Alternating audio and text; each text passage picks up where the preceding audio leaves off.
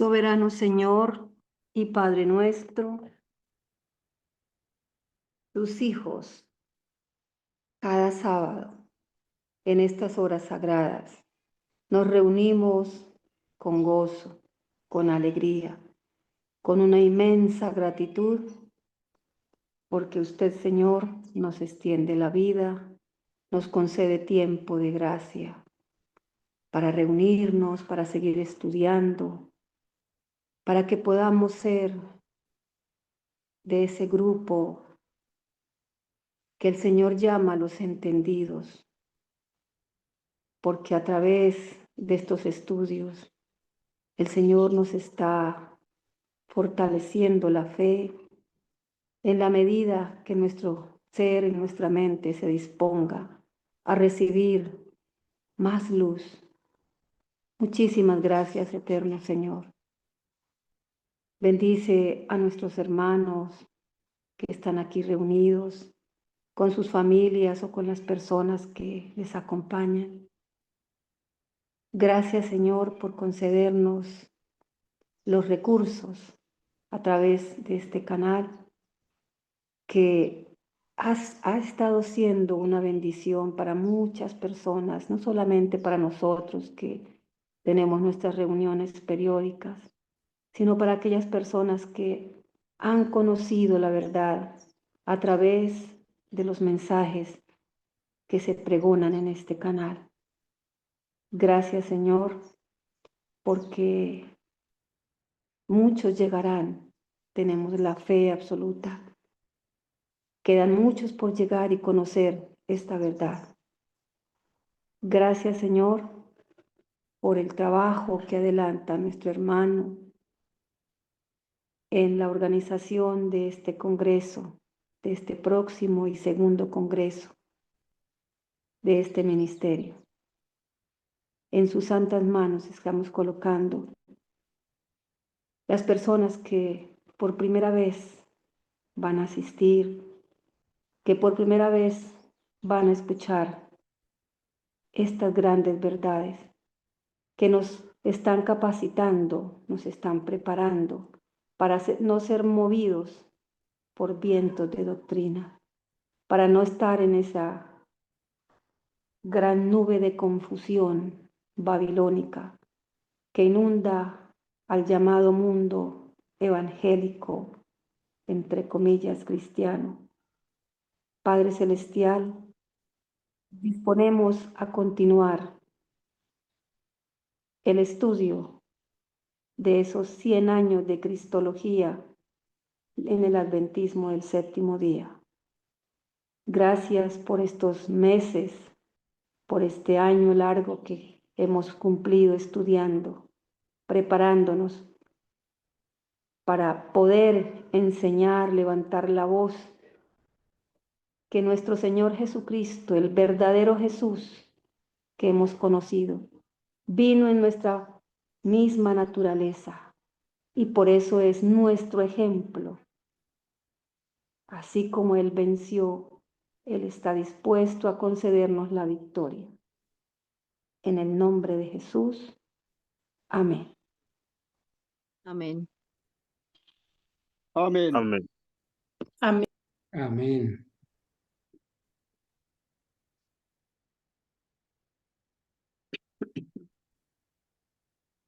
Bueno, mis amados hermanos, un feliz santo sábado para todos.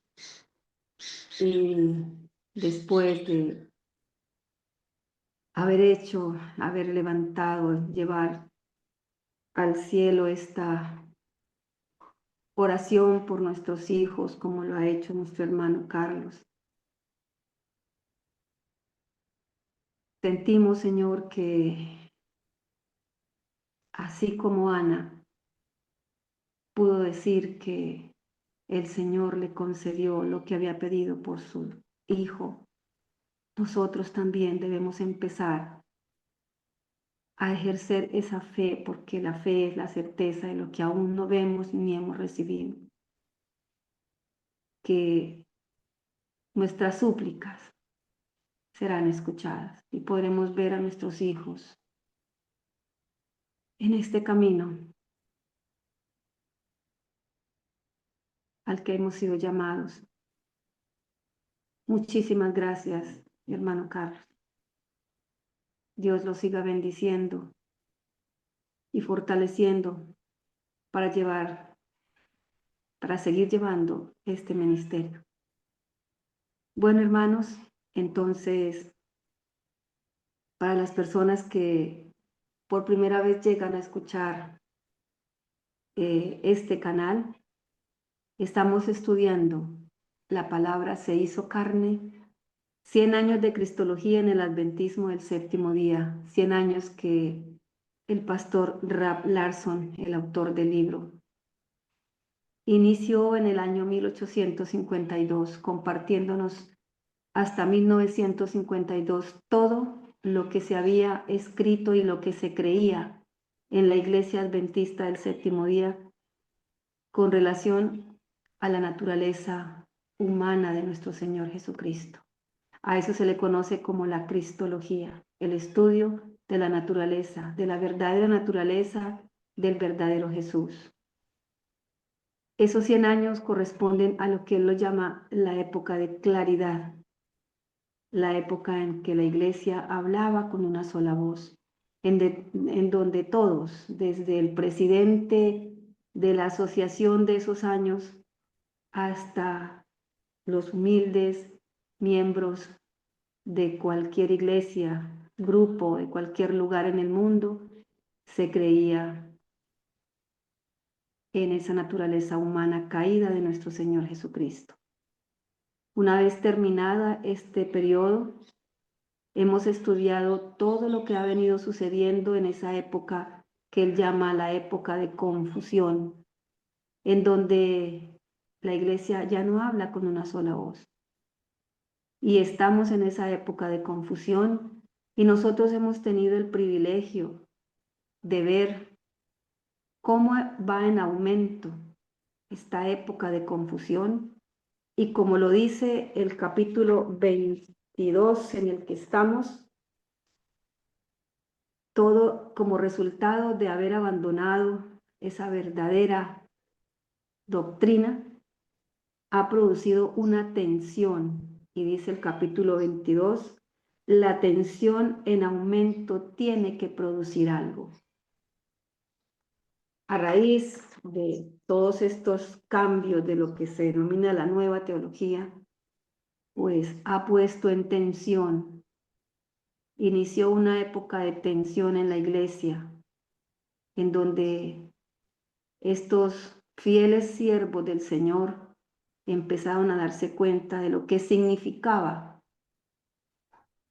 estos cambios y a dónde llevarían a esa amada iglesia adventista. Y nosotros lo estamos viendo. A total confusión, al total abandono de las sendas antiguas y a una tensión muy grande entre grupos que uno no creía que existieran entre la iglesia. Yo alguna vez les compartí que cuando un pastor vino acá con el objeto de preguntarnos por qué no habíamos vuelto a la corporación, tuvimos la oportunidad de tener una conversación muy tranquila y serena con este pastor. Y yo le decía eso, pastor, yo creí cuando llegué a la iglesia en el año 1986, inicios del 86, que todos creíamos lo mismo, que no habían divisiones. Y él se sonrió y dijo, no, hermana, eso no ocurre hoy en la iglesia. Y me enumeró los grupos, liberales, conservadores, ortodoxos, centristas, bueno. Y yo le decía, bueno, y si uno lee un libro de uno, va a encontrar que lo que dice este no es totalmente de acuerdo con el otro.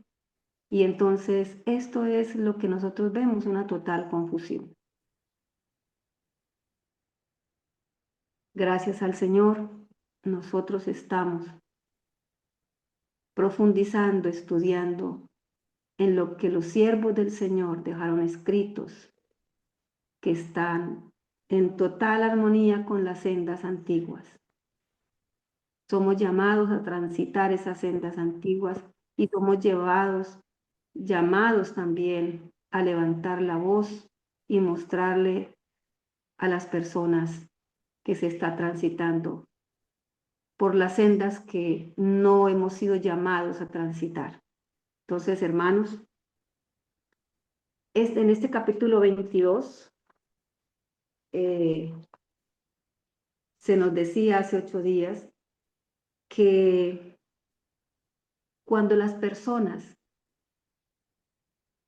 quieren transitar y seguir el camino que les parece que es el mejor, o que sus líderes, en quienes ellos buscan orientación, y en quienes creen tan ciegamente que no van a la palabra, no van a los testimonios, pues los van a tener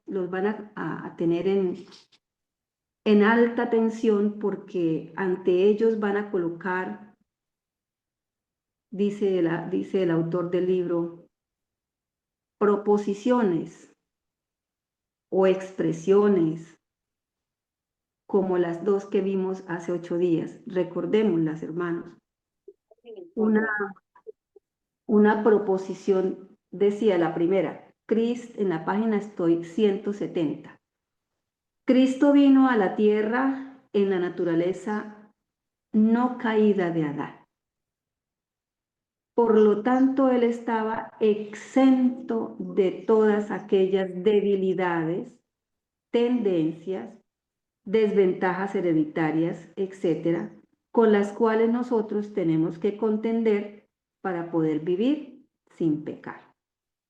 Entonces, si se coloca en ese grupo de personas que creen en esta naturaleza no caída del Señor Jesús, pues debe también aceptar que él estaba exento de todas las debilidades, tendencias, desventajas hereditarias, es decir, que en él él estaba libre de esa gran ley de la herencia. Y si acepta esto, pues entonces nosotros sí tendremos que contender con esas debilidades, mientras él no.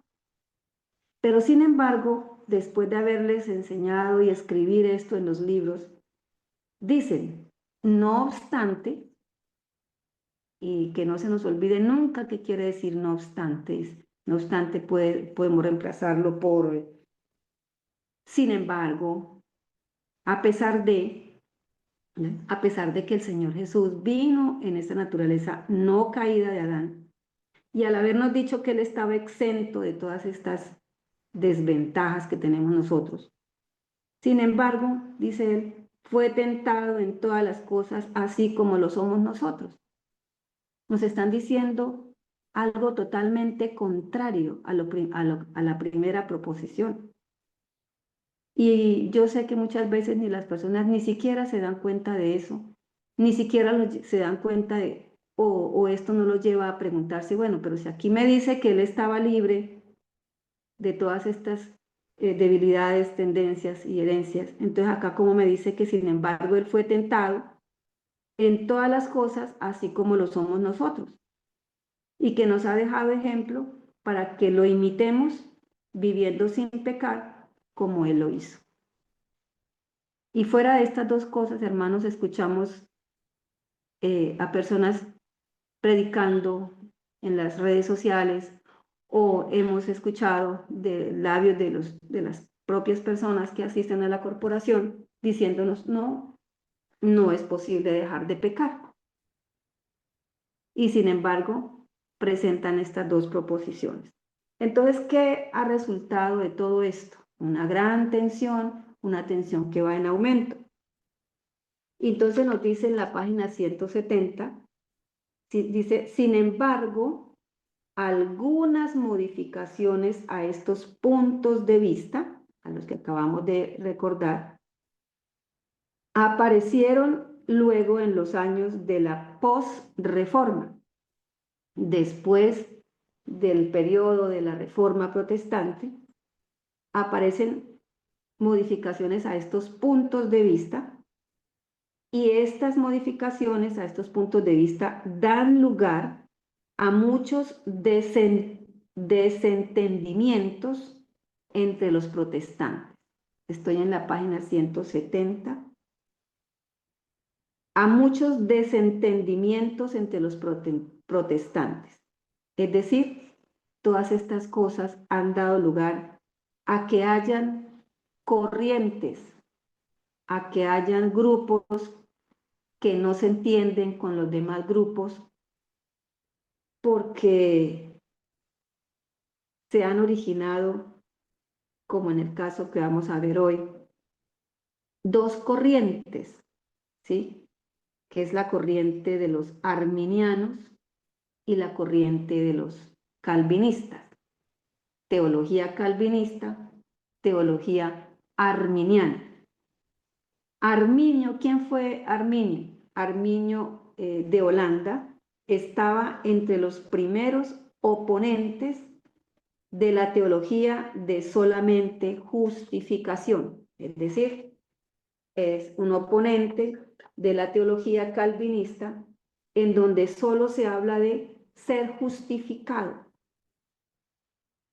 Simplemente vamos a ser perdonados, no tenemos nada que hacer más, no tenemos que preocuparnos por ese proceso de santificación, solamente esperar aquel milagro en donde el Señor nos va a transformar instantáneamente de ser pecadores a no pecadores, y así podremos tener parte o participar del reino celestial.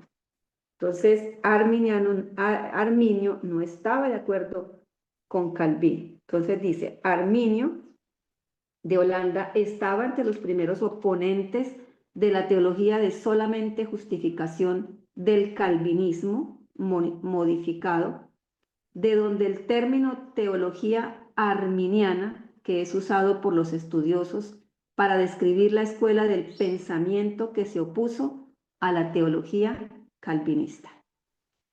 Para analizar adecuadamente las diferentes opiniones de estas dos teologías, de estas dos escuelas, dice el autor, el pastor Rab Larson, se requeriría otro volumen, otro libro con las mismas o más páginas del que estamos estudiando, y pues que no se puede hacer en este volumen, pero tal vez una pequeña ayuda que nos va a ofrecer ahora en una comparación entre las dos teologías, una pequeña ayuda puede servirnos, ¿sí? Una pequeña ayuda podría ser de ayuda, dice él. Nosotros hemos oído mencionar mucho y hemos hablado del calvinismo. Dice, la escuela calvinista de pensamiento mira hacia atrás a Agustín. Los calvinistas han tomado de Agustín sus pensamientos, aun cuando el nombre de Calvino esté más asociado con esa doctrina en nuestro tiempo. La escuela calvinista ha estado representada desde los tiempos de la Reforma por las iglesias, y aquí vamos a conocer el nombre de las iglesias que tienen la misma teología de Calvino, es decir, son iglesias calvinistas, como las iglesias anglicanas, las iglesias reformadoras, las iglesias presbiterianas, algunas iglesias congregacionalistas y algunas iglesias bautistas. Entonces, cuando veamos ahorita el cuadro comparativo, tendremos una visión general de lo que creen estas iglesias que tienen la teología calvinista. En nuestro tiempo, probablemente la mayoría de esos cristianos que se llaman a sí mismos evangélicos preferirían ser llamados calvinistas en su teología antes que ser llamados arminianos. Bueno, ahora nos van a decir qué iglesias están en la escuela o teología arminiana. La escuela arminiana mira hacia atrás a los anabautistas para muchas de sus presuposiciones, y a Erasmo, a Zwinglio y Arminio, en el conflicto de los siglos, habla de Erasmo, de Zwinglio, en los tiempos de la Reforma. Desde entonces han estado representados por las iglesias. Entonces vamos a mirar qué iglesias están en la corriente, en la teología arminiana. Son las iglesias metodistas, algunas congregacionalistas, porque las otras son calvinistas, algunas bautistas, porque hay algunas bautistas que van en la corriente de Calvino, y por la iglesia adventista del séptimo día. Entonces vamos a la página 171. Dice, el resumen que viene a continuación, página 171. El Hermanita resumen, Genis, sí señor. qué pena una pequeña interrupción ahí. Bueno, si usted tiene el libro ahí a mano, Sí señor. lo más seguro es que en las primeras páginas va a estar la fecha en que se publicó el libro, ¿cierto? La palabra se hizo carne, por Ralph Larson. Sí, creo Eh, que es como en 1980, cerca de 1986. por ahí sí, por esos años. Entonces, noten, el pastor Ralph Larson, aquí en este recuadro en letra lila, La in- incluye ahí. lo incluye ahí, ¿no? A la Iglesia Adventista del Séptimo Día como denominación, Pues ya no. pero en realidad ellos dejaron de ser de la escuela arminiana, ¿cierto, hermana Argenis? Sí, eso ya. Ellos se volvieron calvinistas y la doctrina de la Iglesia Adventista como denominación es igual a esas iglesias anglicanas, presbiterianas, evangélicos, porque aceptan que la expiación terminó en la cruz, aceptan que Cristo vino con naturaleza inmaculada, aceptan la Trinidad pagana, aceptan que solamente somos salvos por fe, por gracia. Toda esa teología, imagínense en el cambio tan brutal, ¿no? Perdónenme la palabra. Radical. Y qué interesante, hermana Argenis, aquí se me viene al pensamiento el título de un tema, ¿no? Para presentar, que pueda ser de arminianos a calvinistas, ¿sí? De arminianos a calvinistas, donde podamos presentarle a la gente que la doctrina adventista del séptimo día es evangélica. Gracias, hermana Argenis. Ujú. Sí, bueno, hermano. Entonces, dice que el resumen que viene a continuación es obviamente simplificado. Habrá muchos otros puntos que se pudieran considerar al comparar estas dos teologías. Debido, pues, no se puede hacer acá a la brevedad y al espacio de este volumen. Y no describe los matices de las diferencias dentro de estas escuelas de pensamiento, tales como los diferentes conceptos de predestinación entre los calvinistas o de la santificación entre los arminianos, sino que es una clasificación aproximada general. Es decir, este cuadro es mirando los aspectos que tienen que ver con el tema de nuestro estudio, que es la naturaleza de nuestro Señor Jesucristo, pero que hay muchos más puntos de comparación entre estas dos escuelas. Entonces dice el cuadro,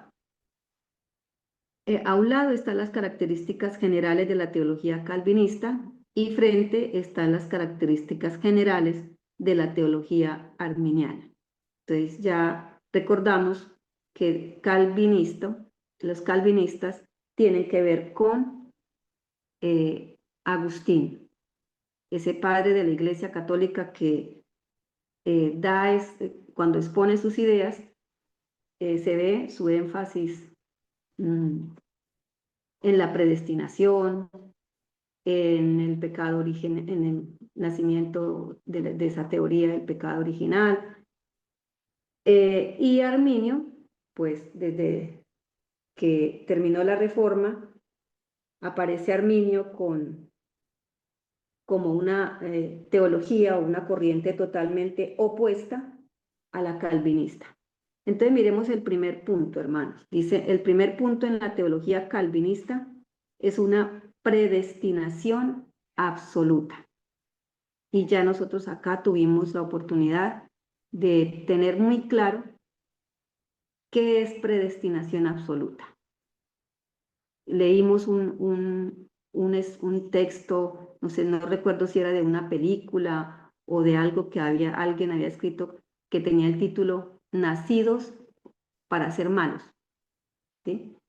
Como tenemos encima todas estas desventajas, el haber nacido pecador y que no hay nada, absolutamente nada que pueda quitarnos esa condición, ese estado, según ellos. Hay una predestinación absoluta, es decir, Dios es el que decide quién se va a salvar y quién no. En la teología arminiana se habla de una predestinación condicional. ¿Qué es una predestinación condicional? Cuando ponen la palabra condicional, entonces nos lleva a entender que es nuestra decisión, es nuestro libre albedrío lo que nos lleva a aceptar a quien nos puede dar la salvación, a aceptar o rechazar a nuestro Salvador, a aceptar o rechazar la gracia que se nos ofrece como un don, un regalo. No sé, hermanos, si alguno quiere hacer un aporte a este primer punto, predestinación absoluta y la otra predestinación condicional. Hermana Argenis, quizás los términos de pronto conocidos para nosotros que venimos manejando es que la teoría calvinista de Agustín y de Calvino y de los evangélicos, presbiterianos, anglicanos y adventistas es que tienen una doctrina donde enseñan que nacemos pecadores y que no podemos dejar de pecar, ¿sí? Y que estamos predestinados, o sea, que hemos sido predestinados para ser pecadores y que Dios fabrica en el vientre de las madres seres pecadores y que por lo tanto todos los resultados del pecado pues, tienen un solo responsable que es Dios. Eso es lo que enseña la teología calvinista y ahora la denominación adventista.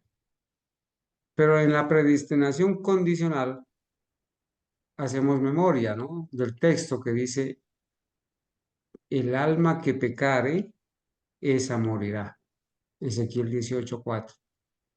O sea, el Señor nos ha creado, no nos ha determinado ser pecadores ni no pecadores. Es una decisión, nos creó con libre albedrío. Y nosotros elegimos obedecer o desobedecer, violar la ley y pecar, u en la justicia de Cristo obedecer y vivir. Entonces, aquí la elección la tiene el ser humano, con el libre albedrío que el Señor nos creó. A eso se le llama acá la predestinación condicional. En realidad, no debería ponerse la palabra predestinación, pero la palabra condicional cambia totalmente el sentido de que Dios nos haya creado en el vientre de nuestras madres para ser pecadores o para ser santos. No, el Señor no nos ha creado para ser santos. Inclusive a Adán en el Edén, Dios lo crea, pero no lo crea solamente destinado a obedecer, tampoco lo crea destinado a desobedecer. Dios lo crea y le da la libre elección. El día que de él comieres, ciertamente morirás. El hombre decidió desobedecer. Y así es el principio que aplica para nosotros. Y los ángeles en el cielo, igual, fueron creados con el libre albedrío para obedecer o para desobedecer. Gracias, hermano. Gracias, hermano Carlos. Bueno, entonces vamos al segundo punto.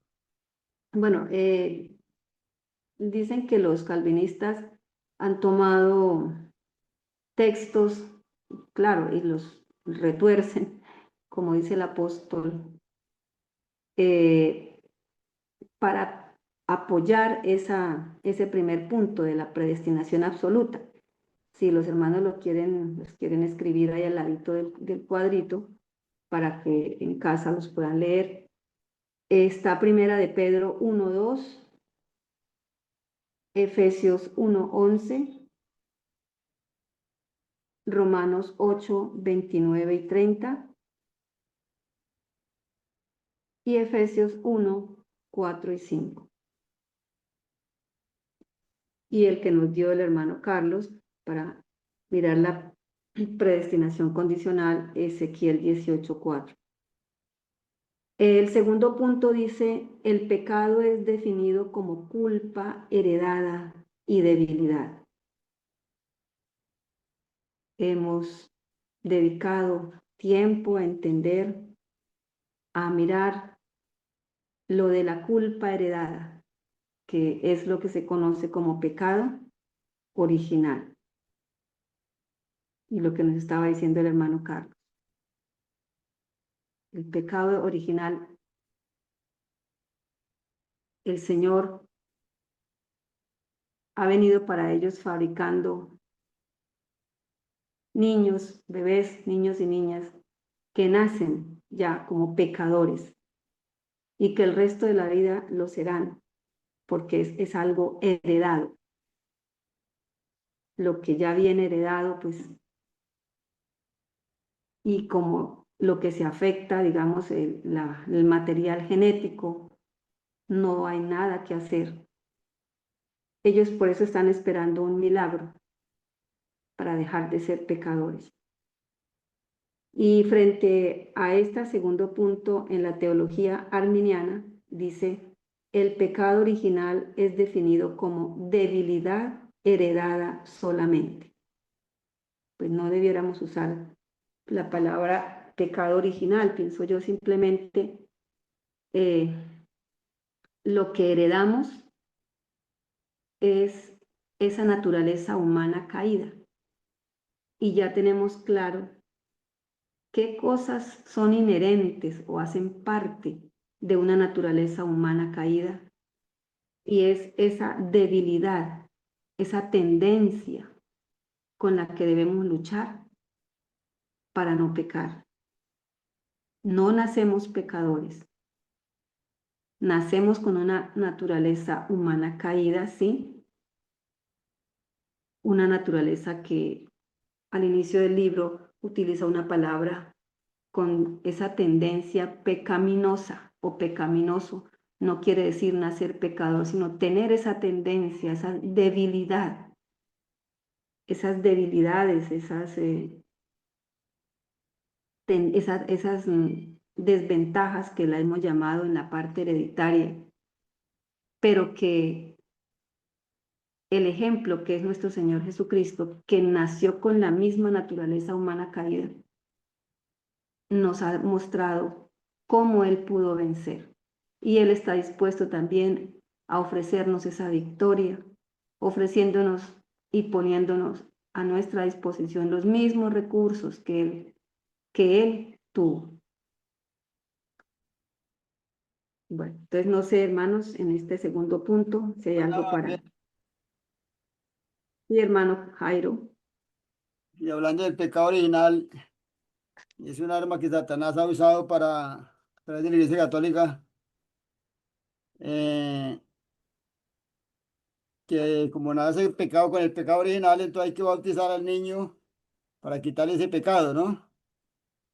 Y desde ahí entonces van los van como amarrando de una vez para que cuando ya llegue el tiempo que la persona crece o uno les habla de que hay que bautizarse la persona, entonces dicen, no, es que ya soy bautizado, porque ya me bautizaron en la iglesia católica, ¿no? Una forma del diablo ir amarrando a las personas en esa falsa doctrina, ¿no? Gracias, hermano Jairo, pero es algo pues contradictorio, ¿no? Porque si se bautiza para eludir o quitarse el pecado original, entonces ya dejaría de ser pecador, pero sin embargo se sigue enseñando que nacemos pecadores y seremos o dejaremos de ser pecadores solamente por ese milagro que se está esperando a la venida del Señor Jesús. Bueno, Sí, hermana, cuando yo trabajé mucho tiempo en la fotografía, entonces pues eh, me iba para las iglesias a contratar para las fotografías de los bautismos, ¿no? Entonces sí. lo que le escuchaba yo a esos curas era que la responsabilidad estaba sobre los padres, ¿no? Que porque el niño pues ahí no tenía conocimiento de eso, pero que ya pues, para la fe católica tenía que la responsabilidad recaía sobre los padres para que los sigan criando con esa fe. Entonces de ahí es que los mismos papás lo amarran a uno, que pues, ¿acaso usted, por qué está usted metido para en otra cosa ahora si yo lo crié fue en la fe católica? Lo que le dicen a uno los padres de uno, ¿no? Ujú. Gracias, hermano Jairo. Entonces, el segundo punto, para los calvinistas, se hereda el pecado, se nace pecador, y a eso lo han llamado pecado original. En la segunda, lo que se hereda es la naturaleza humana caída, y junto con esa naturaleza, pues heredamos esa debilidad, esa tendencia al pecado. La tercera, el hombre no tiene una voluntad libre, es decir, no tiene lo que el Señor dio, el libre albedrío. El hombre no tiene una voluntad libre para decidir, porque pues quien decide, quien ha determinado el destino eterno, si usted ha de ser salvo o condenado, pues finalmente es la voluntad de Dios. Entonces de nada sirve pues que usted luche contra el pecado por ser mejor, si es que usted se lo propone, porque de todas formas, si usted no ha sido, según ellos, predestinado para ser salvo, pues no lo será. En Hermana cambio, Génesis, señora, hablando de que el hombre no tiene una voluntad libre, pues entonces por eso de ahí viene la creencia que cuando Cristo venga, de una nos va a santificar. O sea, Él decide venir a santificarnos a todos y obviamente pues si nos santifica a nosotros, debe de santificar a todo el mundo, ¿cierto? Porque Él no hace acepción de personas. Entonces aquí viene esa creencia, o sea, que el hombre no tiene una voluntad libre, nace pecador y bueno, y así va a seguir y bueno. Entonces cuando Cristo venga de una, nos va a santificar, ¿sí? Y esa santificación pues no es lo que, como no la va a llegar. enseña la palabra de Dios, ¿sí? No es coherente a lo que enseña la palabra de Dios. Gracias. Hermana, lo que dice la hermana Ángela, entonces ahí entraría como esa religión que tiene ahora el universalismo, ¿no? Que todos van a ser salvos, ¿no?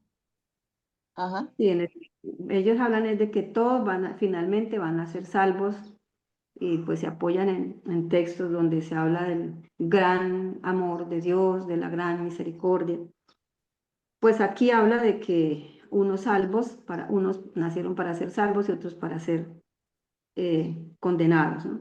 Pues finalmente Dios es el que eh, determina esto. En la teología arminiana, el hombre tiene una voluntad libre.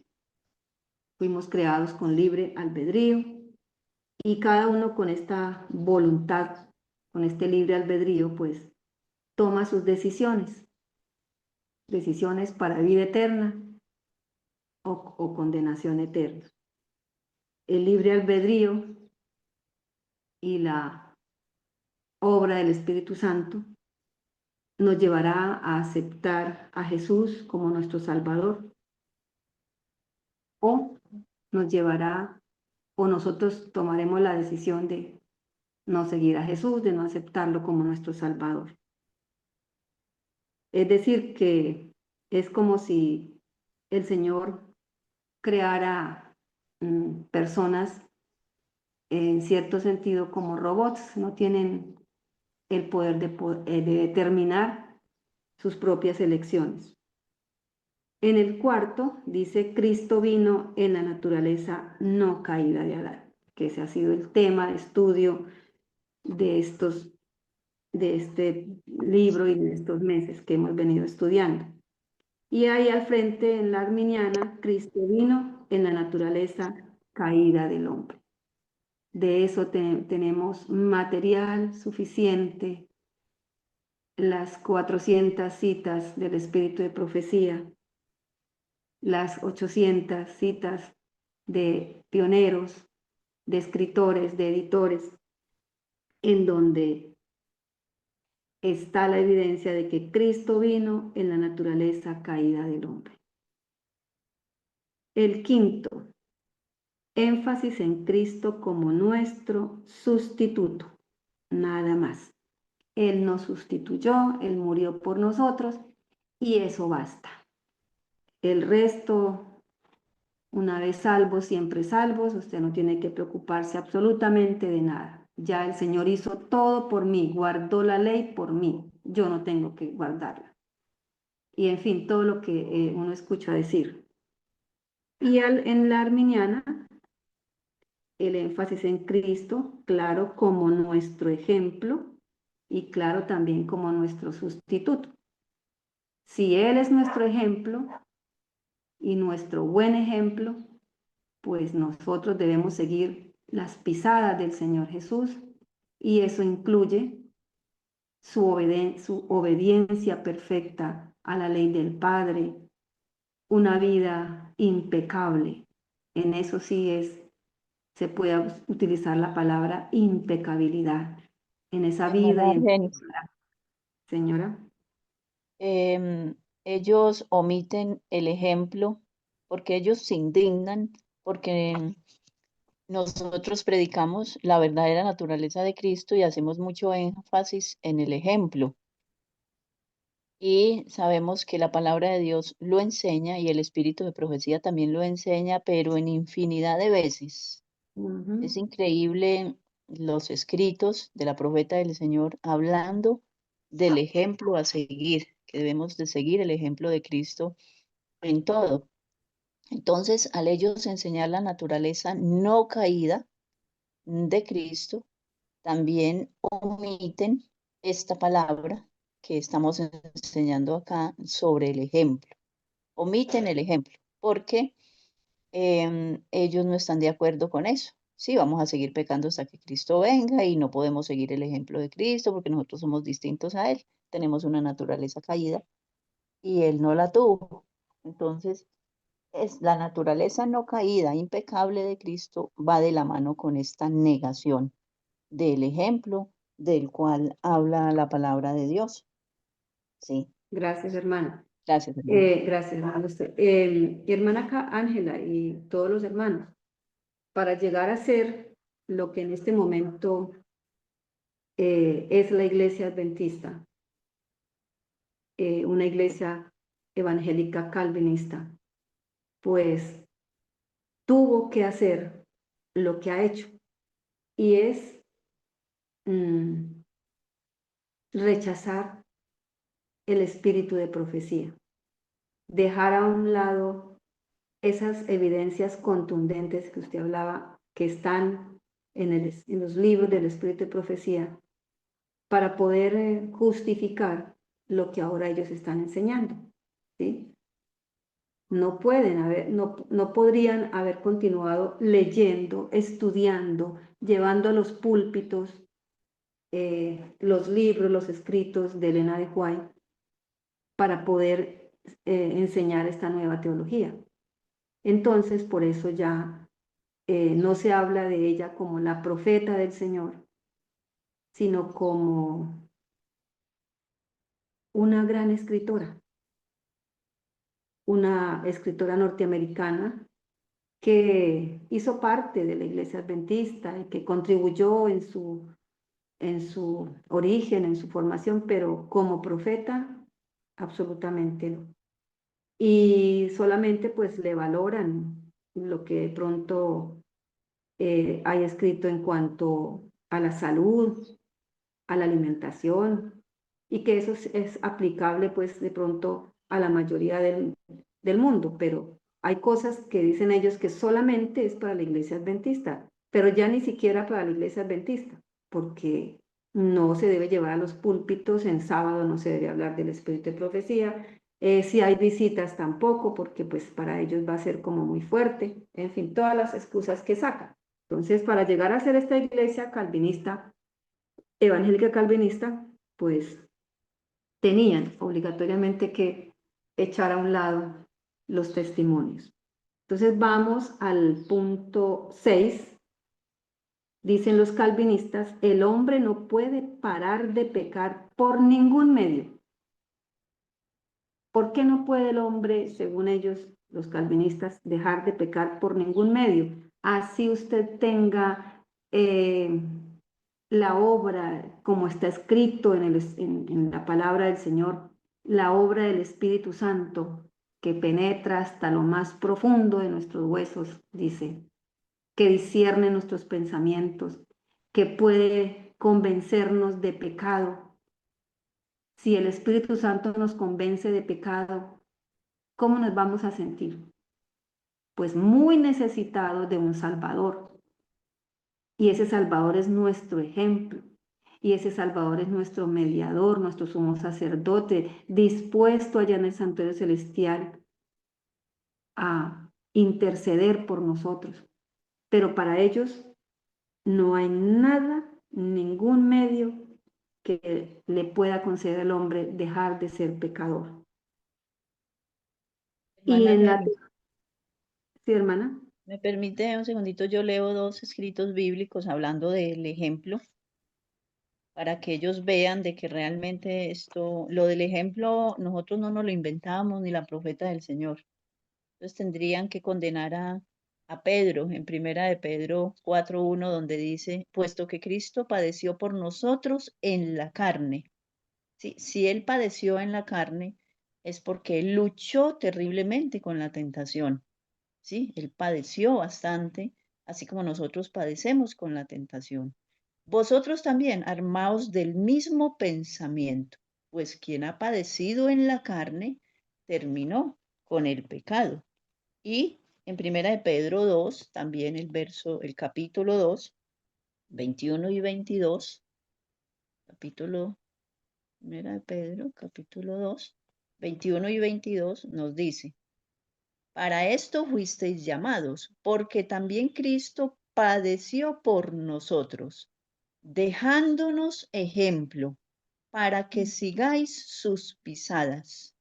Él no, y refiriéndose a qué clase de ejemplo nos dejó, obviamente no solamente en este aspecto, sino en muchas cosas también, porque Cristo es nuestro ejemplo en todo. En el verso 22 dice, Él no cometió pecado, ni se halló engaño en su boca. A esto era que se refería el verso 21. Entonces, para esto fuimos llamados, como dice el verso 21, ¿sí? Porque también Cristo padeció por nosotros, dándonos ejemplo. Gracias, hermana Argenis. Hermana Ángela, ya anotamos esas citas ahí al ladito donde dice nuestro ejemplo. Entonces el hombre no puede parar de pecar según los calvinistas. Y la teología armeniana dice, el hombre puede parar de pecar a través del poder de Cristo.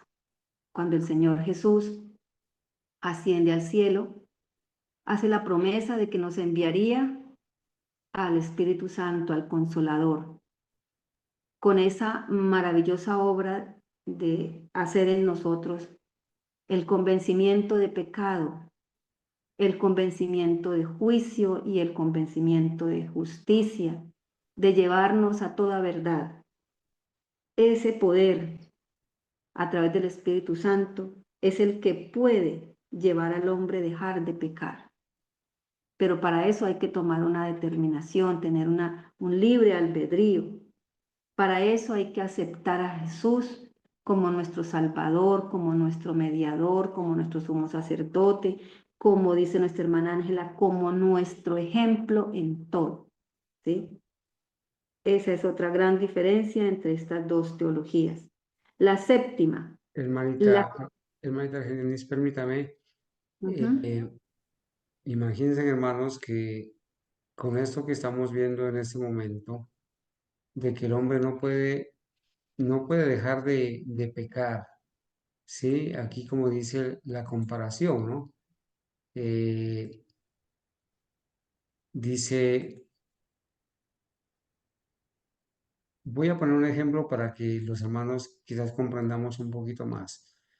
En la teología calvinista de los evangélicos, anglicanos, presbiterianos y ahora adventistas de la denominación, el hombre no puede parar de pecar por ningún medio. ¿Qué han hecho los adventistas desde 1957 hacia acá? Se han metido en una autopista que conduce a la muerte. Y esa autopista es ancha, donde se va a toda velocidad y todos los semáforos los encuentran en verde y no van a parar y no pueden parar porque para ellos los semáforos están en verde. No pueden parar de pecar. Esa es la autopista del pecado que conduce a la destrucción. De la teología calvinista, católica, evangélica, adventista. Van por esa autopista a la velocidad del rayo y están encontrando todos los semáforos en verde y no se van a detener. Esa apostasía no va a parar y va a continuar entre más ruede a mayor velocidad hasta que Cristo venga. Sin embargo, en la paralela a esa autopista va el pueblo adventista verdadero, el remanente fiel. Vamos por esa autopista, que es una senda angosta, escabrosa, y allí hay semáforos en rojo, ¿sí? Y ese semáforo en rojo es la justicia de Cristo que nos hace parar de pecar. No podemos ignorar la justicia de Cristo y el poder para obedecer y pasarnos ese semáforo en rojo porque seguramente ese camino nos va a conducir a la autopista del pecado que lleva a la perdición. Gloria a Dios por ese semáforo en rojo que nos permite parar de pecar y no conducirnos hacia la destrucción.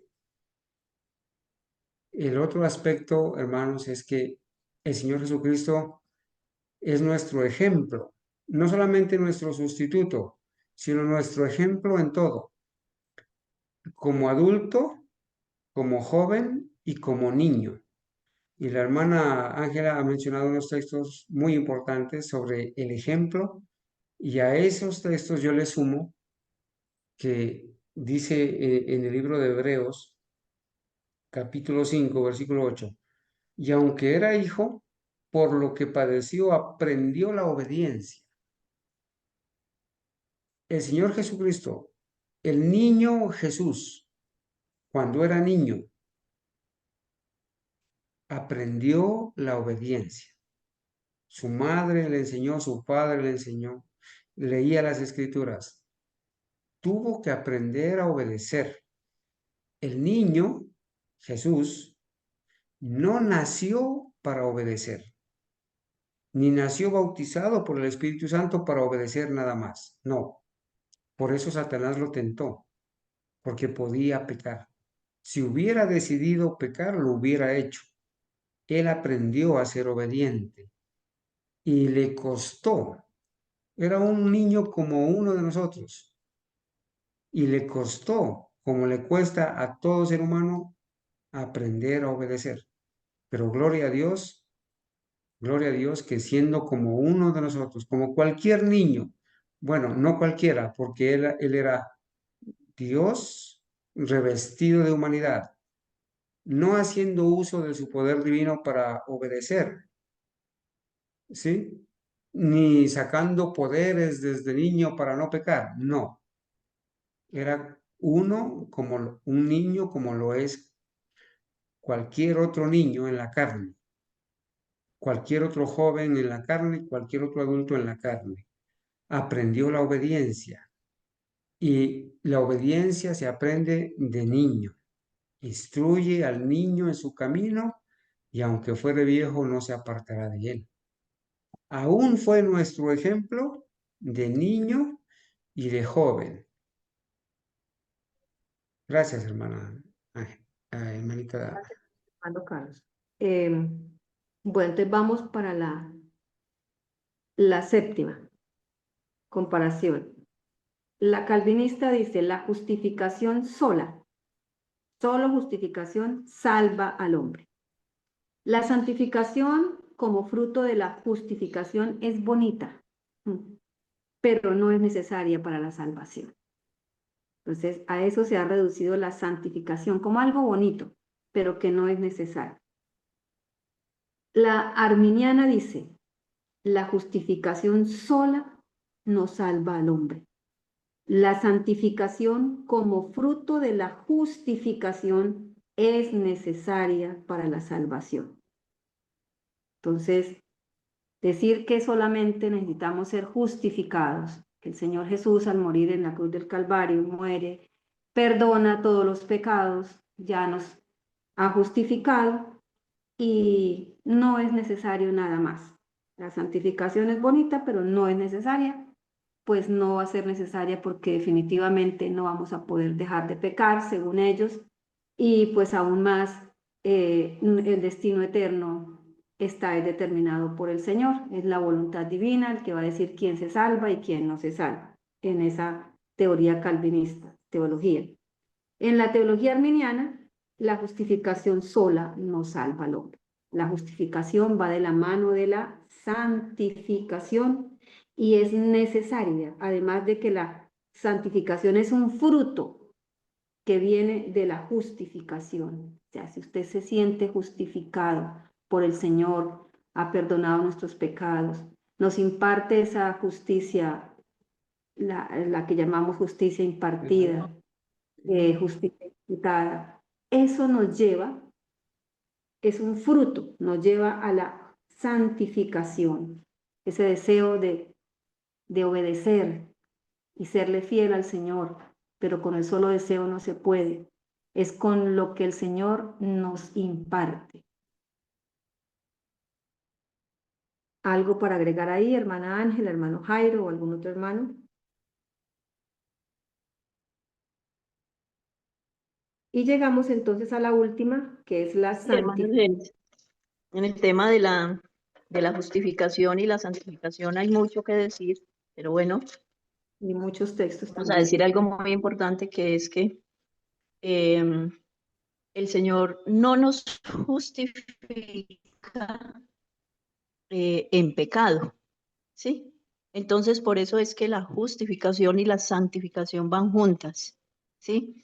Y también al negar la justificación, como hemos dicho ya muchas veces, estamos negando la obra de Cristo en el lugar santísimo. Por eso es que hemos hecho énfasis de que no creen, por eso es que predican ya la expiación en la cruz. Cristo no está purificando ahorita una iglesia. Él no está haciendo nada en el lugar santísimo. Por eso decimos también que sacan a Cristo del lugar santísimo, del santuario, porque ahí es donde Él nos está impartiendo, la justicia impartida. Nos está impartiendo el poder para vencer. Sí, ahí en el lugar santísimo del santuario, en su segunda obra, después de 1844. Entonces, vemos, en conclusión, el Señor no nos justifica en pecado, ¿sí? Por Ni eso para Él nos pide santidad, Por eso Él nos pide, sin santidad nadie podrá ver a Dios. Sí, hermana, gracias. Gracias, hermano. Hermana, Ni nos justifican pecado, ni nos justifica para seguir pecando. Sí, hermano Carlos, hermano Jairo.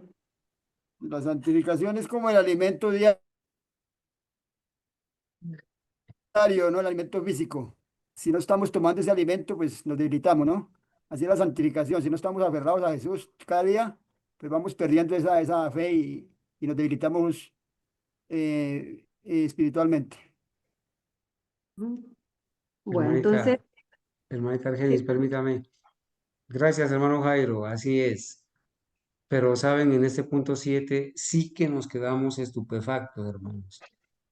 Porque, bueno, yo estoy aplicándole esto no solamente a los presbiterianos, sino haciendo énfasis en los adventistas de la denominación, ¿no? Ellos creen, como los evangélicos y presbiterianos y anglicanos, que esa justificación sola es lo que ellos llaman ser salvo solamente por creer, sin obedecer. Esa justificación sola. Solamente eres salvo por creer. No importa lo que hagas de ahí para allá en adelante. Y ellos ponen a la santificación como algo bonito, como fruto de la justificación. O sea, que la santificación es el resultado de la justificación. Dicen, ya, tú creíste y ya eres santo, ya eres salvo. Cuando Cristo venga, inmediatamente te convierte en una persona ya salva por la eternidad. Pero ya eres salvo, ¿sí? Te va a transformar cuando Cristo venga, ¿sí? Y lo peor, hermanos, dicen que la santificación no es necesaria para la salvación. Eso es una doctrina de demonios terrible. Por eso los adventistas no paran de pecar. Han recibido permiso para seguir pecando porque ellos han abrazado una doctrina donde dice que solamente por creer ya son salvos.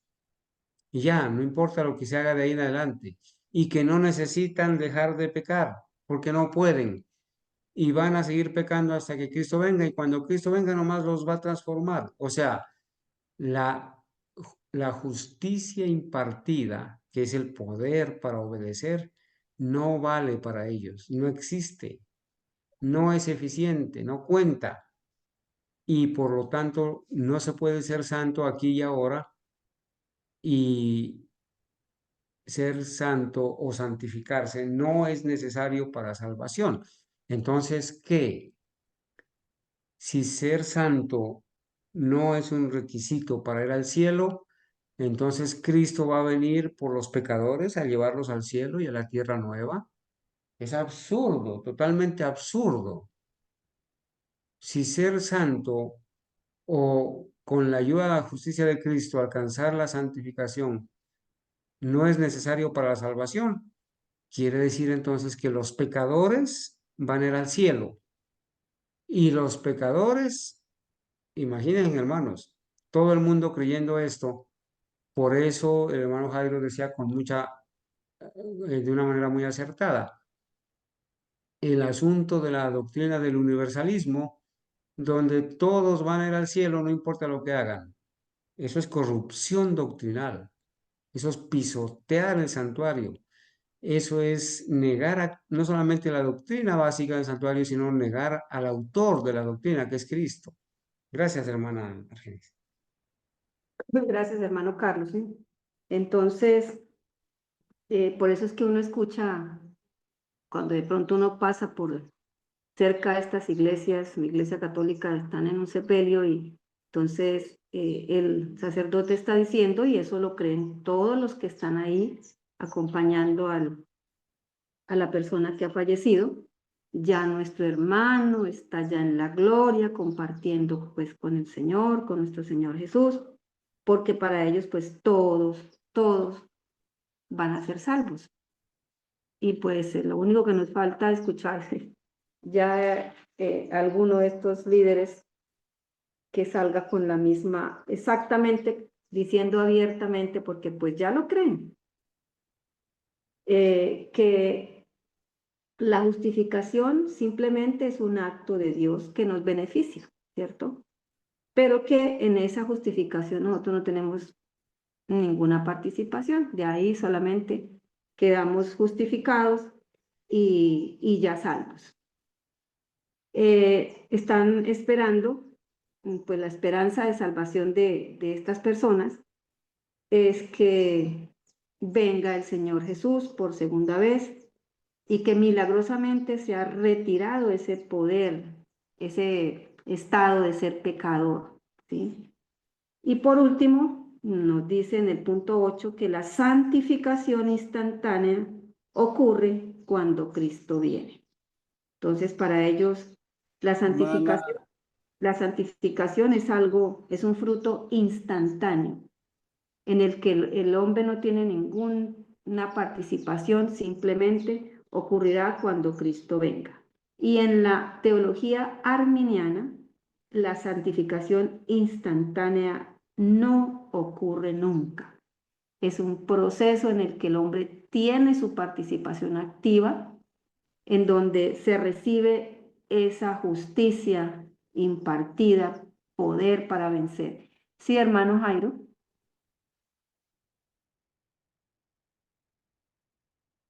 y Hermano Jairo. lo- de lo que decía mi hermana Argenis, de que en las misas dicen que ya mi hermano, ya el paciente que murió ya está en el cielo, pero sin embargo lo siguen estafando, sacándole plata para una misa cada mes o cada año o cada 5 años. Entonces, si ya está justo en el cielo, ¿para qué le siguen sacando plata para que pase del purgatorio al cielo o del infierno al purgatorio y después del purgatorio al cielo, ¿no? Entonces, unas estafas que les hacen y la gente no cae en cuenta en eso. Gracias, hermano Jairo.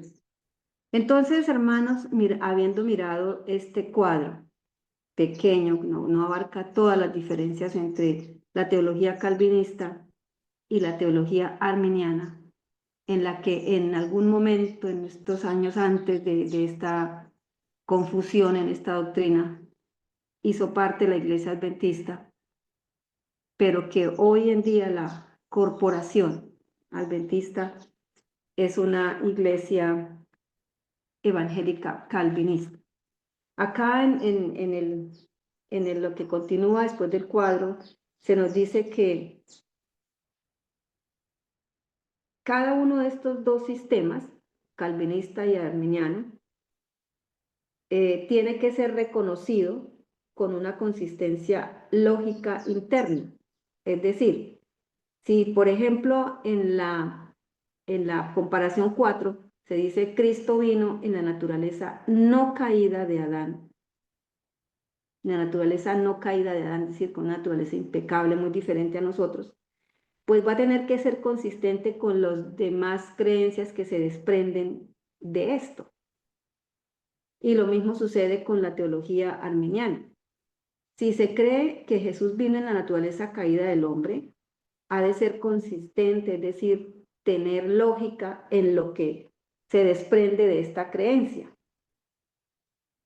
Y luego nos dice el pastor Rab Larson, sería tremendamente difícil alcanzar en cualquiera de estos dos sistemas, calvinista arminiano, extraer una doctrina aislada y hacerla encajar dentro del otro sistema, que esto es lo que ha ocurrido con la iglesia adventista, con la corporación adventista. Hacer eso implicaría en cualquier cantidad de problemas de inconsistencia lógica y contradicciones. Pongamos el ejemplo. La iglesia o la corporación adventista, mejor, ha extraído del calvinismo que Jesús no vino en la naturaleza no caída de Adán. Esa es una de las que ha extraído, porque ha extraído muchas otras ideas del calvinismo y la ha traído a ser parte de la doctrina adventista.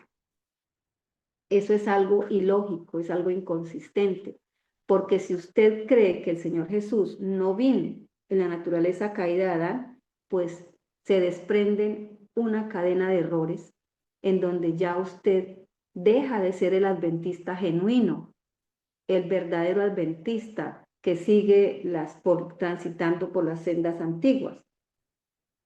Sin embargo, es esto exactamente lo que algunos adventistas del séptimo día están tratando de hacer en este tiempo actual.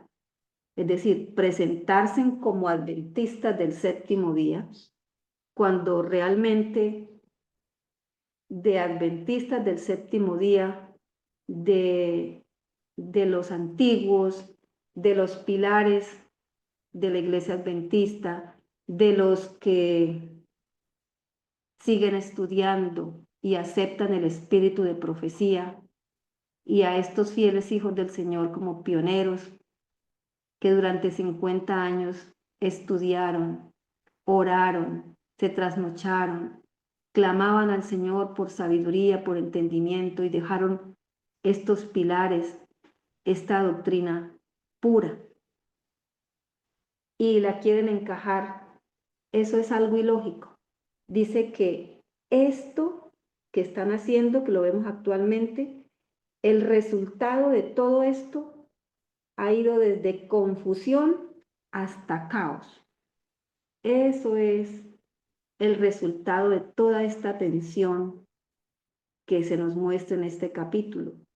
Ya no podemos decir que de una manera, cuando decimos están en Babilonia, salgan de Babilonia porque hay confusión.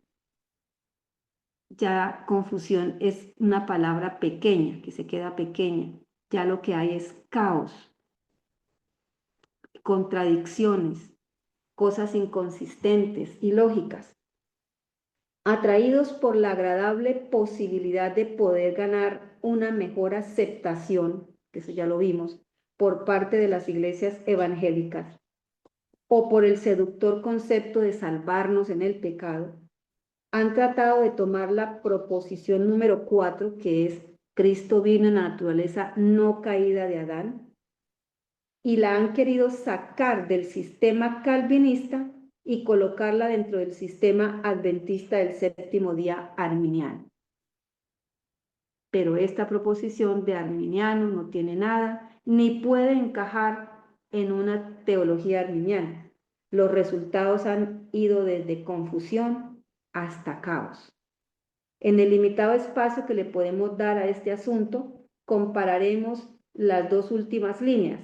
La octava, la santificación instantánea ocurre cuando Cristo viene, según Calvino, y la santificación instantánea no ocurre en ningún instante, según la teología arminiana. Es evidente que el método por el cual la santificación instantánea puede ocurrir tendría que ser una manipulación. Esto es algo mecánico o algo físico, sobrepasando las debilidades humanas y la voluntad humana. Nuestras debilidades y nuestra voluntad serían entonces manipuladas por el Señor. Sería una transformación física, mecánica. Si un hombre ha estado pecando hasta un determinado punto durante algún tiempo, y si en ese punto Dios hace algo en él que haga con que inmediatamente él deje de pecar para siempre, eso no podría ser llamado ni justificación ni santificación. Habría ahí en eso que él lo está llamando como una manipulación, el que yo sea cambiado sin que yo haya tomado parte. Eso es una manipulación. Y no puede ser llamado ni justificación ni santificación a eso que ellos llaman como la santificación instantánea que ocurrirá cuando Jesús venga según ellos. El término apropiado sería manipulación, un proceso, diríamos, en el cual Dios toma un destornillador, una herramienta, un destornillador celestial de su caja celestial de herramientas, lo introduce en el oído del creyente y ejecuta un ajuste y nos diría: así, mi amado, tú nunca más pecarás. Esta salvación del destornillador puede no ser ofensiva para los calvinistas que creen que creen que el hombre no posee libre albedrío de ninguna especie, de tal manera que todas sus experiencias en salvación están predeterminadas por la voluntad de Dios, el cual simplemente pasa a llevar la voluntad del hombre y podría ser clasificada como manipulación. Pero ¿cómo podría esta salvación del destornillador ser combinada con el principio de la voluntad libre o del libre albedrío de la teología arminiana adventista? De acuerdo con Elena de White, una combinación tal de ideas es imposible. Y ella nos lo dice en el testimonio tomo 4, página 429. Cuando Cristo venga, Él no cambiará el carácter de ningún individuo. Pero como han dejado a un lado los testimonios y ella ya no es la profeta del Señor para ellos, pues pueden hacer, han podido hacer o producir todo este caos y llegar al punto donde estamos.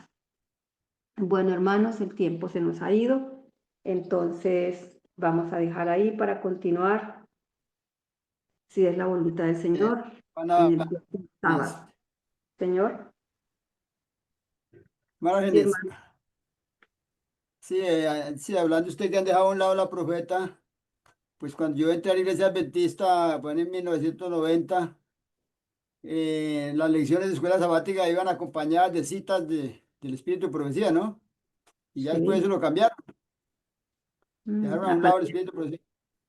Y comenzaban a aparecer citas de personajes por allá rarísimos, hasta de la señora que la llaman Madre Teresa de Calcuta. Yo me acuerdo que aparecían muchas citas de ella, muchos pensamientos y de personas que no tienen nada que ver con el adventismo. Sí, señora. Hermana Argenis, bien dijo el hermano, el pastor Andreasen, que los que aceptaran la nueva teología tenían que renunciar a los testimonios, sí o sí. Claro, no pueden seguirlos. No pueden aceptar los testimonios, entonces esto es un puñetazo para ellos, no caos. Aceptar los testimonios es derribarles toda su falsa teología. Y por eso le han echado a un lado. Eso es algo inconsistente, que pudieran predicar utilizando los textos de Elena de White, los libros y una nueva teología. Bueno, hermanos, entonces vamos Hermana a... Argenis Sí, hermano y Jairo. hermano Carlos, les hago una pregunta. Entonces, estos dos cuadros en sí nos convienen o no nos convienen, o tenemos que dejar de desecharlos los dos, tanto el calvinismo como el arminianismo.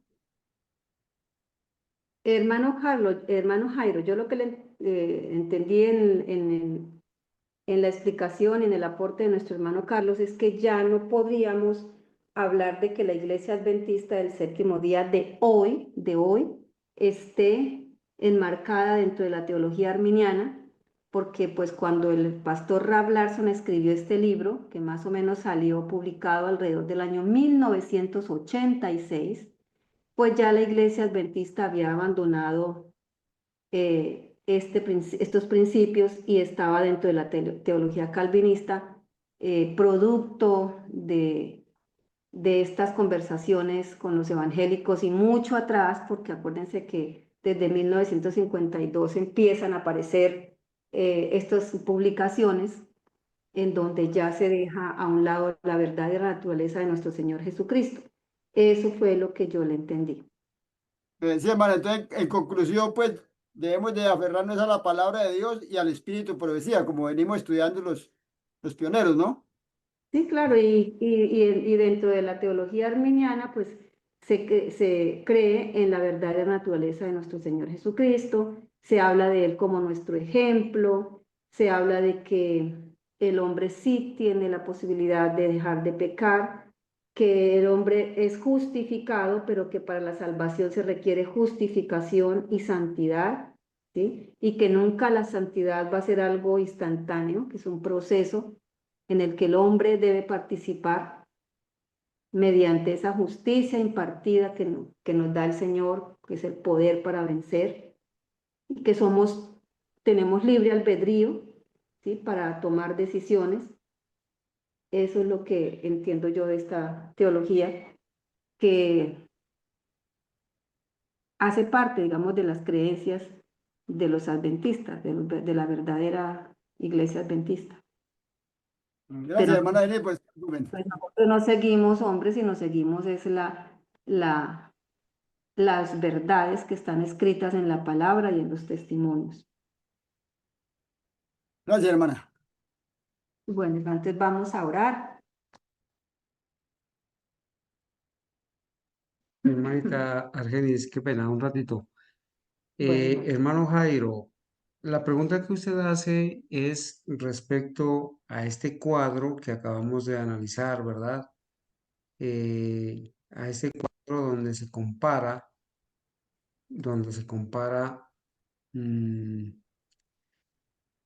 compara la doctrina evangélica calvinista con la doctrina o teología arminiana.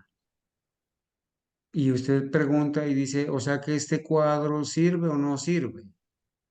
Bueno, claro que sí sirve, porque aquí estamos comparando la teología calvinista, ¿sí? Donde enseña que la predestinación absoluta, el pecado original, que el hombre es un autómata que nació para pecar o no pecar, bueno, todo lo que acabamos de estudiar, los calvinistas, con la aclaración de que el pastor Ralph Larson en ese momento quizás no tenía todo el conocimiento y no tenía todas las evidencias, aunque sí las tenía, ¿no? Pero quizás él incluyó aquí, en la teología arminiana, incluyó a los adventistas del séptimo día, ¿sí? De la denominación aquí, por la Iglesia Adventista del séptimo día. Pero eso, hoy en día, en el año 2025, ya no lo podemos aceptar. Ya los adventistas han dado muestras y evidencias de que su teología no es arminiana, sino calvinista. Ya ellos, por eso el título del tema que algún día hemos de presentar, de arminianos a calvinistas, desde 1957. ¿Sí? Ojalá hubieran seguido siendo arminianos, pero ya no lo son. Ellos traicionaron la doctrina arminiana. Ellos traicionaron los testimonios, ellos traicionaron la doctrina de Cristo, la doctrina de la Biblia, el santuario. Traicionaron la doctrina y enseñan doctrinas de demonios. Por eso nos salimos de allá. El Señor nos sacó de allá con brazo poderoso. Este cuadro sí nos sirve para demostrar que antes los adventistas del séptimo día como denominación eran arminianos. ¿Sí? Tenían una doctrina centrada en la Biblia, pero que dejaron de ser arminianos y se volvieron calvinistas. ¿Sí? Eso es, hermano Jairo. Hermanita Argenis, muchas gracias. gracias, Y hermano. gracias, hermano Carlos. Sí, era para aclarar eso, ¿no? Porque de pronto, pues uno lo ha entendido, pero de pronto algunos hermanos no lo han entendido, entonces bueno dar esas explicaciones, ¿no? Ah, bueno, o sea que era una pregunta capciosa. No, y pues también salir y me lleva de dudas, salirme de dudas y a la vez pues, también sirve para los hermanos que Está bien, van a hermano escuchar este Jairo. tema, ¿no? Entendido. Bueno, hermanita Argenis, antes de orar, yo quiero aprovechar este momento para saludar a mi hermano Hugo de Perú, que nuevamente está con nosotros. Hermanito Hugo, siéntase abrazado, al igual que todos los demás hermanos. Que Dios los bendiga. Y bueno, gloria a Dios porque esta mañana pudimos en la recepción perdón, en el inicio de la escuela sabática, hicimos algo extraordinario que fue traer a nuestros hijos, sus nombres, padres y madres, que oramos por nuestros hijos. Así que a los hermanos les estoy nuevamente invitando el próximo Santo Sábado, 8:30 en punto. Estaremos dedicando los primeros minutos para adorar al Creador y para orar por nuestros hijos, los padres y madres que tengamos hijos a esa hora, 5 minuticos, máximo 8 minuticos, 10, para orar por nuestros hijos. Lo necesitan y nosotros también lo necesitamos, porque queremos ir al cielo con ellos. Queremos que un día, cuando el Señor venga y nos lleve al cielo, juntamente con nuestros hijos, allá en el cielo, nosotros podamos quitarnos la corona que nos va a ser dada, depositarla a los pies del Señor Jesucristo y decirle, ahí teniendo de la mano a nuestros hijos, así estén adultos o viejos, o niños o jóvenes, decirle al Señor Jesús, por este niño oraba y tú me concediste las peticiones de mi corazón. Por este joven oraba y tú me concediste las peticiones de mi corazón. Por este hijo adulto oraba. Aquí está conmigo en el cielo. Gracias, Señor. Vamos a Amén. postrarnos de rodillas, hermanos. Entonces, hermanita Argenis, para que usted, por favor, concluya con la oración. Soberano Dios y Padre nuestro, gracias por habernos permitido estar en estas horas del Santo Sábado, congregados en la escuela sabática. Gracias por regalarnos la vida, por extendernos el tiempo de gracia. Gracias por acompañarnos con el poder de su Espíritu Santo, la compañía de sus santos ángeles, con el gozo de poder continuar aprendiendo, estudiando, fortaleciéndose nuestra fe a través de la verdad. Hay una hermosa promesa que dice que la verdad nos hará libres, libres para tomar la mejor decisión para nuestras vidas, libres para tomar las elecciones que tendrán peso eterno. Gracias, Señor, porque la promesa que el Señor hizo al irse de esta tierra es que enviaría el Consolador, el Espíritu Santo, que nos convencería de pecado, de juicio, de justicia, que nos conduciría a toda verdad. Y eso nos hace libres para tomar las mejores decisiones. Eterno Señor, gracias por cuidar de cada uno de nosotros, por cuidar de nuestras familias y por cuidar de nuestros corderitos, que son nuestros hijos, Señor. Sabemos la gran responsabilidad que pesa sobre nosotros al haber tomado la decisión de querer ser padres, madres. Perdónanos, Señor, porque muy seguramente fallamos en muchos aspectos, en la educación, en la formación de nuestros hijos. Gracias porque a pesar de todo y a pesar de ello, nuestros hijos nos aman, nos han perdonado nuestros errores y aún están con nosotros y consultan con nosotros y nos expresan su cariño y su respeto. Gracias, bondadoso Señor. Y si es la santa divina voluntad suya, Señor, continuaremos el próximo sábado estudiando esta fundamental doctrina, conociendo al verdadero Jesús. Todo lo agradecemos en el nombre de Jesús. Amén. Amén. Amén. Amén. Amén.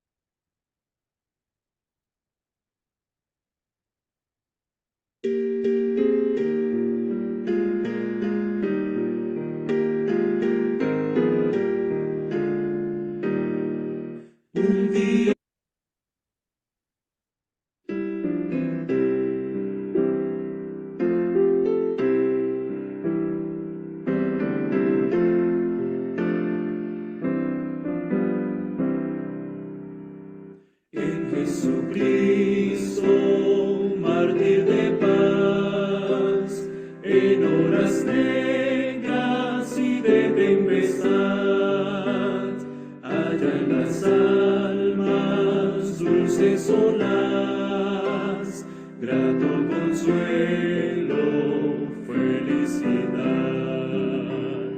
Gloria cantemos al Redentor, que por nosotros quiso morir,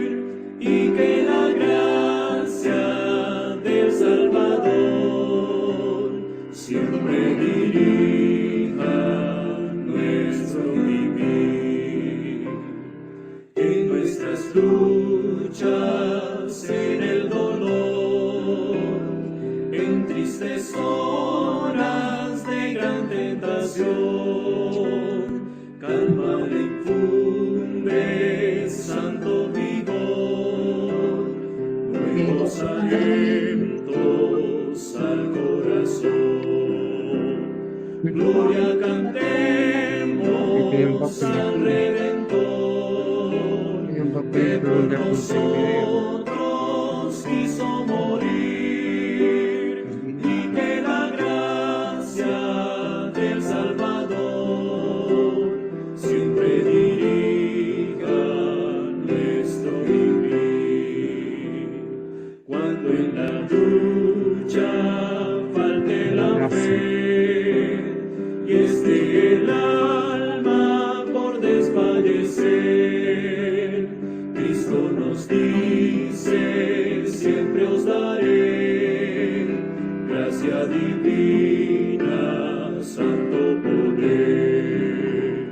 Gloria cantemos al Redentor, que por nosotros quiso morir, y que la gracia del Salvador siempre dirija nuestro vivir.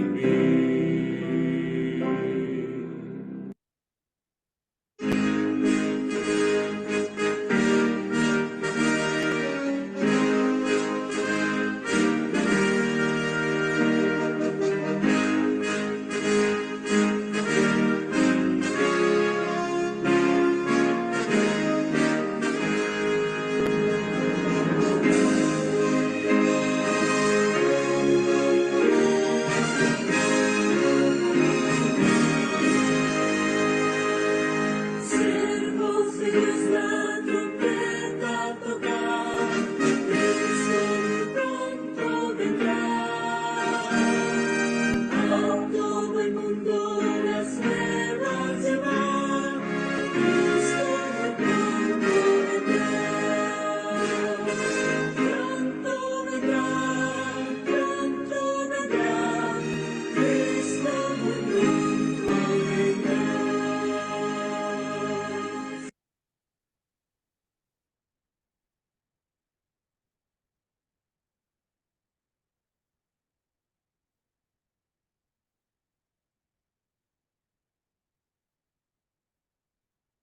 Amados hermanos, un feliz santo sábado para todos. Quiero saludarles de manera especial.